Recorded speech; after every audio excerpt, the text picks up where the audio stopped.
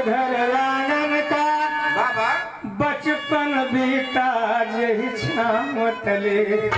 हमारे राघव भैया बकैया बकैया चलत रहे हुए, अम्मा कटोरिया में दूध भात देत रही, आधा खात रहे आधा छीट देत रहे। बंधन है हमें उस घर आंगन का, हाई बचपन बीता यही छाँव तले। बंधन है हमें उन पिता श्री का, जिनके कुल का बन दीप जले। बंधन है हमें, बंधन है हमें उस आंचल का।